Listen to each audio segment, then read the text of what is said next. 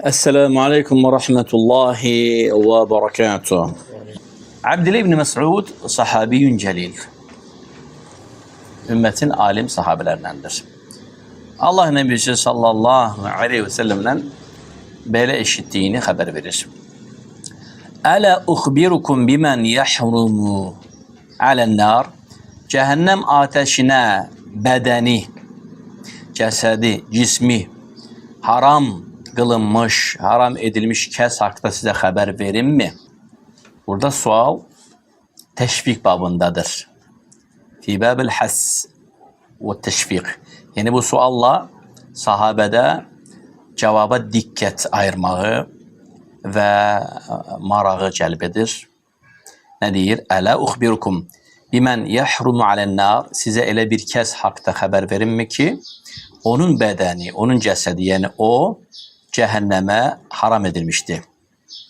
Ve sonra Rabi diyor ki av bimen tahrumu aleyhin nar, ya da ki ele bir kez hakta haber verim ki cehennem odu əsla ona toxunması haram edilmişti.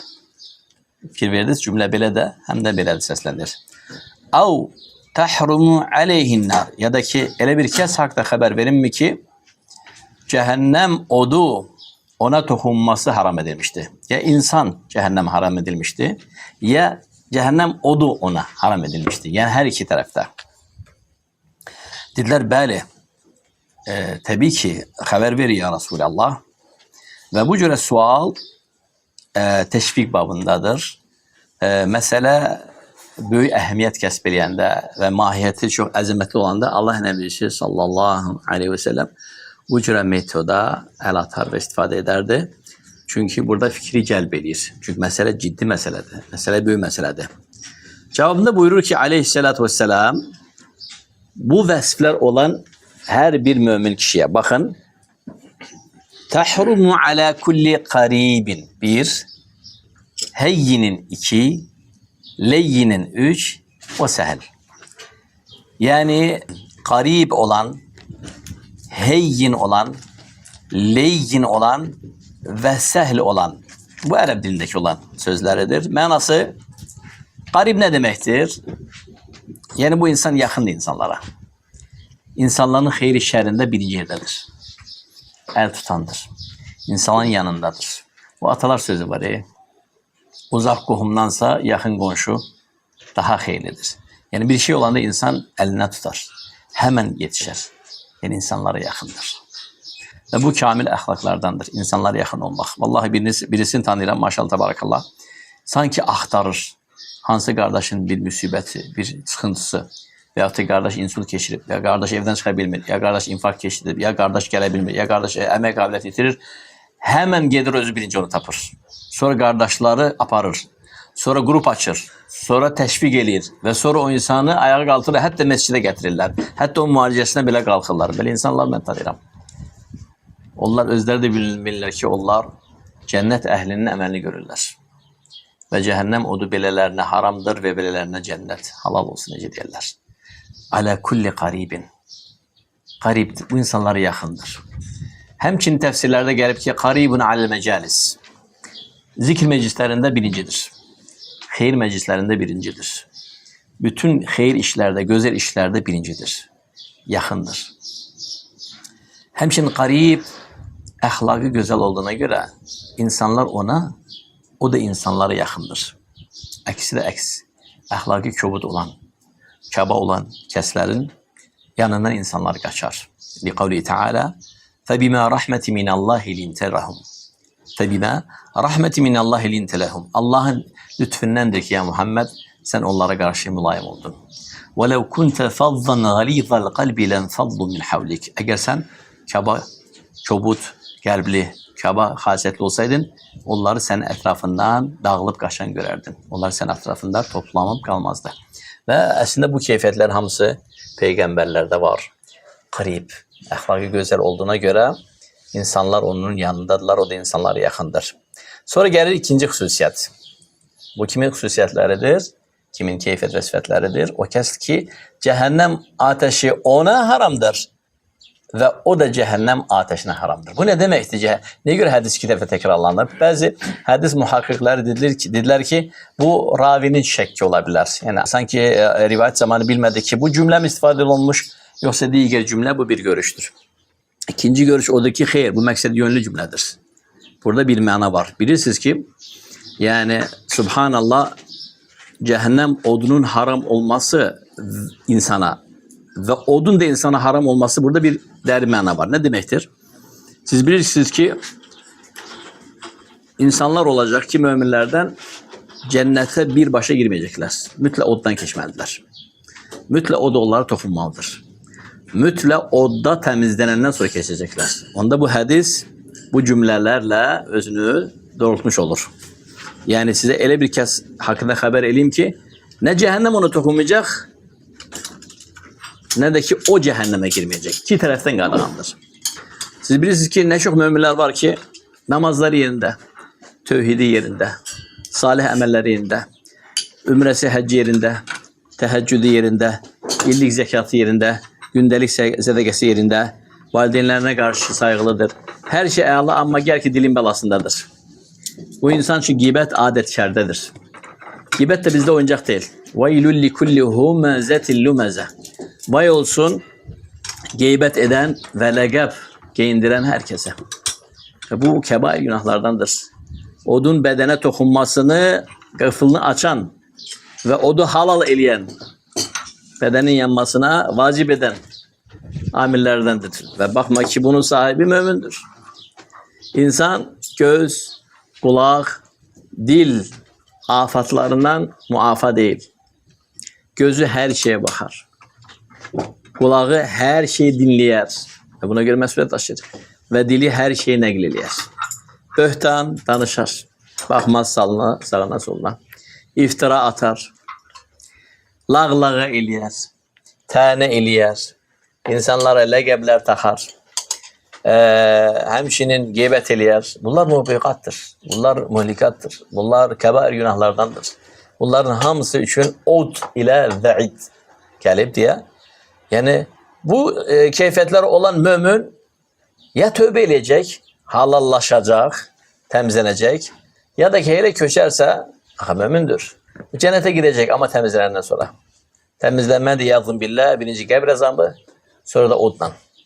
Şimdi Allah Nebisi sallallahu aleyhi ve sellem başka bir sınıf insanlara hakkında haber verir. Öyle bir insanlar ki yahrumu alen nar.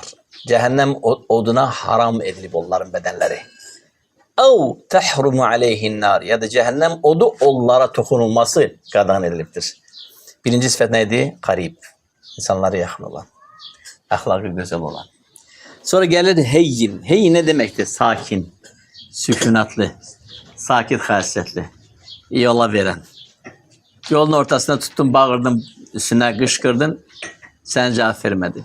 Selam çıktı gitti. Söydün, biyabır eledin, sen cevap vermedi.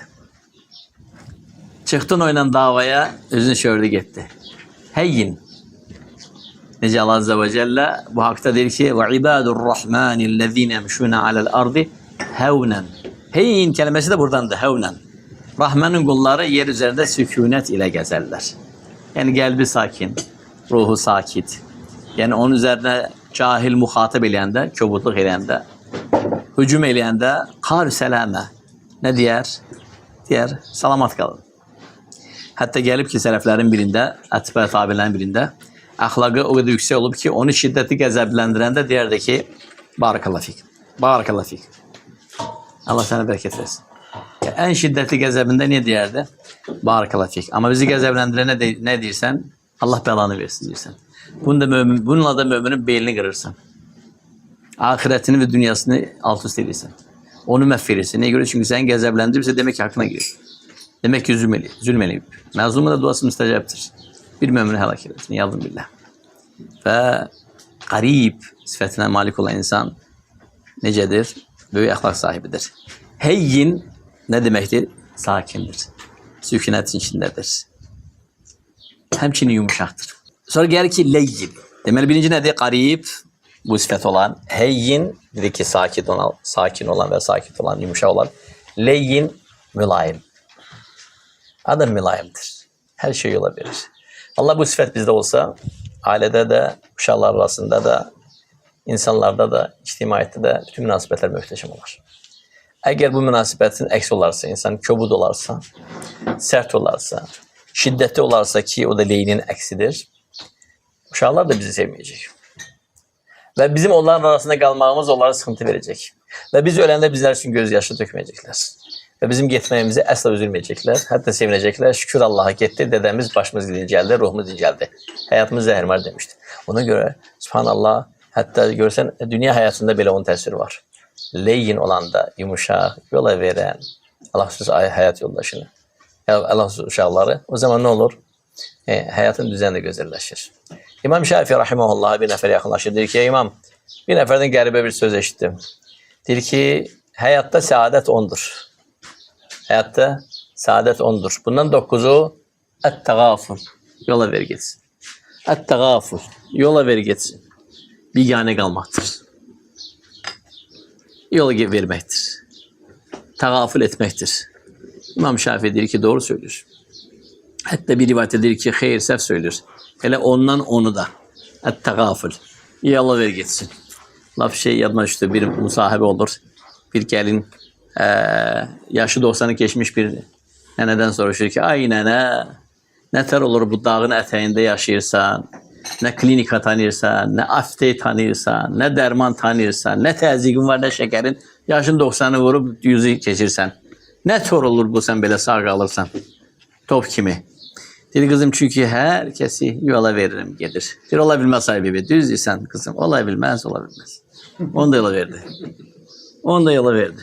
Yani hayat yumuşalır. İnsan leyin, insan yumuşaktır, insan mülayimdir. Ve hemçinin 4. sıfat deməli ala kulli qaribin heyyinin leyinin sehel. Asant olan insan. Baş ve iş gəlib, qonşular xusuma eləmişsən, yola getməmişsən, məsələ şib, məhkəmə gəlib və başqa qonşu gəlir ki, narahat olma. Huva səhlun. O asan insandır, narahat olma. Huva qaribun. Yani asan insandır. Bu cür insanlarla elhamdülillah hayat da güzeldir.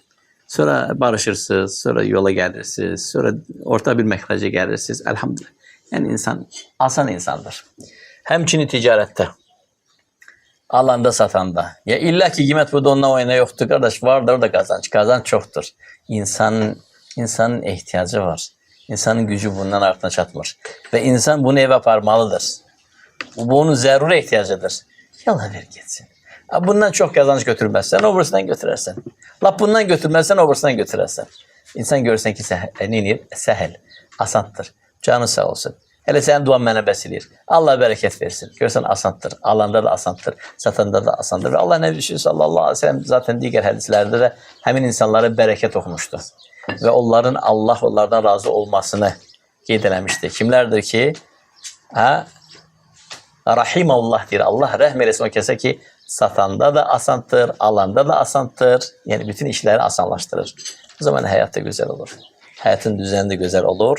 Hədsə gələndə hədsi İmam Ət-Tirmidi təxric etmişdi və Həsən dərəcəsində və Səhih dərəcəsində də həmçinin.